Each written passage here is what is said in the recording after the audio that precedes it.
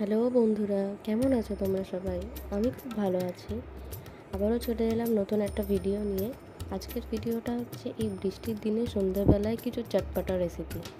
তো তাহলে শুরু করা যাক আজকের ভিডিও। গ্রেটারের সাহায্যে আলুটা গ্রেট করে নিলাম, তার মধ্যে দিলাম পেঁয়াজ কুচি, কাঁচা লঙ্কা কুচি, ধনেপাতা কুচি।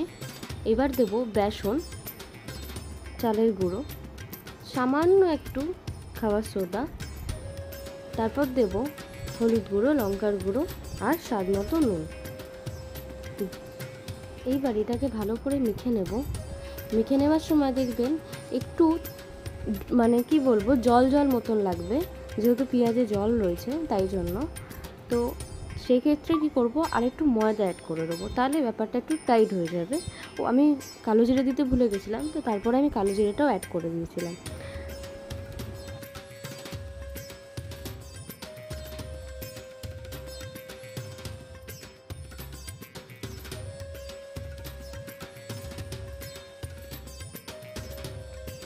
তার পাশাপাশি কড়াই সাদা তেল গরম করতে দিয়ে দেবো। তেলটা ভালো করে প্রথমে গরম করে নেব, কিন্তু যখন আমি বড়াগুলো ছাড়বো তখন গ্যাসটাকে আস্তে করেই ছাড়বো। এবার একটা একটা করে বড়াগুলো আমি ছেড়ে দিলাম কড়াই। ব্যাস, একটু লাল লাল হয়ে গেলে তুলে নেব, তুলে সার্ভ করে দেবো। সত্যি কথা বলতে আজকে আমার তাহলে পেঁয়াজি রেডি।